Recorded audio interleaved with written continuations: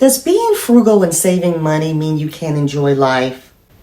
No, it doesn't. In fact, you do not have to sacrifice enjoying life and having fun because you're wanting to save money for the future. What's up, guys? My name is Kris, and in today's video, we're going to discuss how we can still save money for our future and have a good time while we're doing it. And I want to share with you 3 tips that I've learned that's going to help get us there. So make sure you sit back and relax, grab yourself a snack, and let's get into these budgeting tips right now.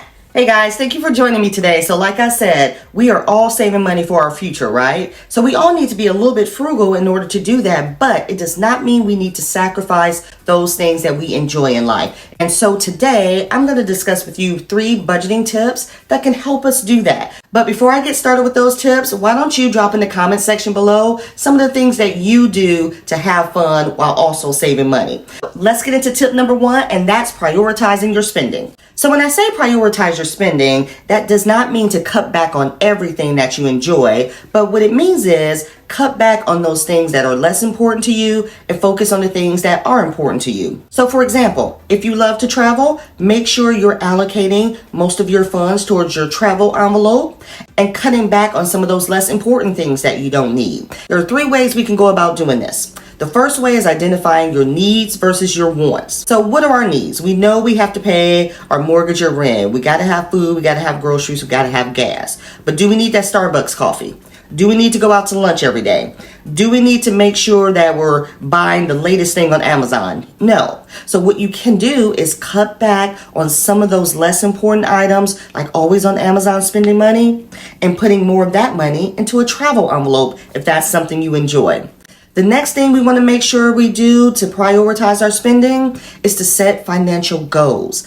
When you set specific financial goals, not only does it give you a sense of accomplishment once you reach those goals, but it also helps you to be organized to see once you've reached a goal, you can stop working towards that and start putting that money towards another goal. So just make sure you're setting your specific financial goals and sticking to it. And the final thing that you can do to help prioritize your spending is by using a budgeting tool or app. There are plenty of budgeting apps out there that can help you track your spending. First of all, there may be one with your bank. Check your banking. I know my banking has a budgeting tool that shows me how much money I spend every month and what the categories are. But there's also different apps that you can use. I like to use Dave Ramsey's Every Dollar, where you can set your budget inside the app every month. It will show you how much you've used towards your spending. Plus, you can also set up different categories of where you want to save.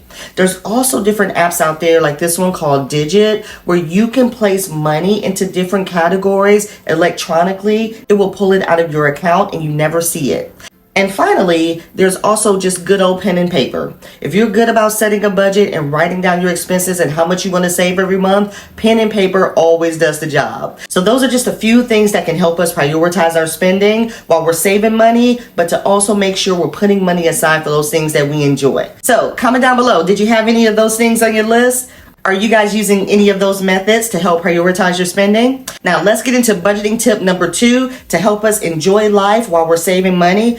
And that is making sure we're researching those free and low cost activities that we can do right in our area that doesn't cost a lot of money. Now I know for myself, and for many of you who have smaller children, I have a magazine that comes out in my town. It's called the Parenting Magazine.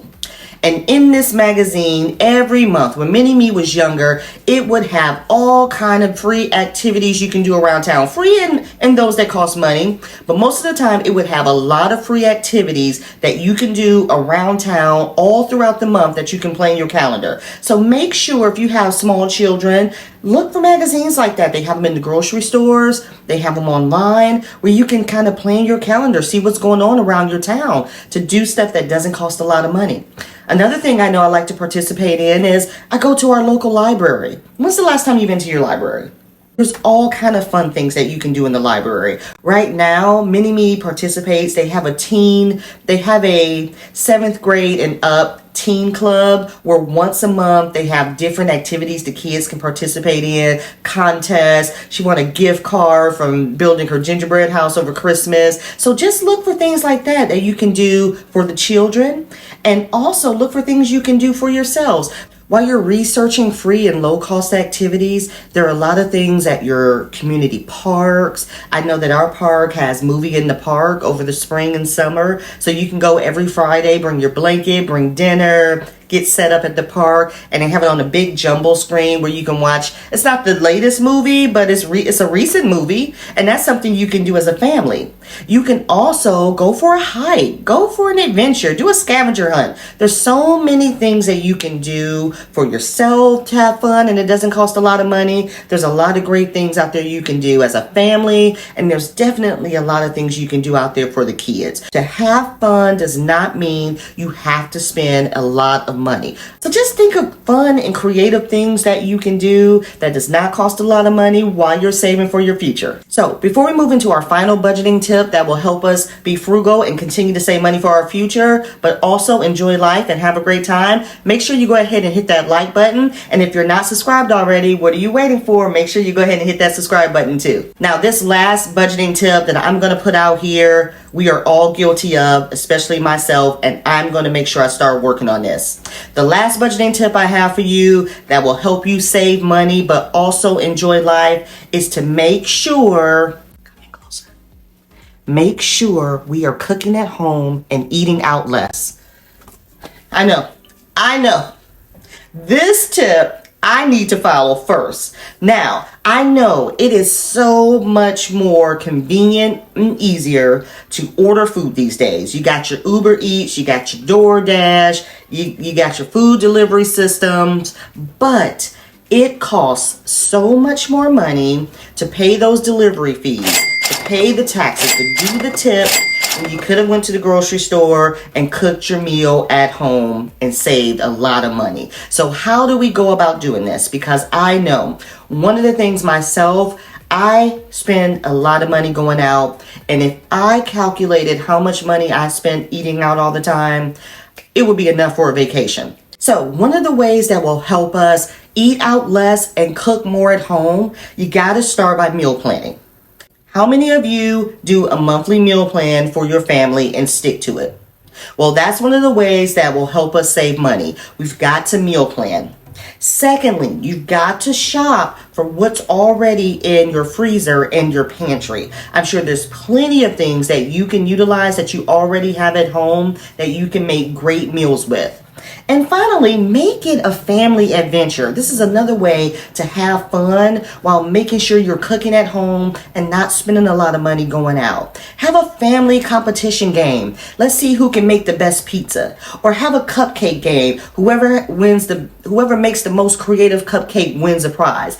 Do things like that at home that makes saving money fun, and get the family involved so it will make sure that you do not spend unnecessarily, and that money that you would spend on those extra fees and taxes and tips for DoorDash, take that money and put it into a category that's most important to you that you're hoping to save for.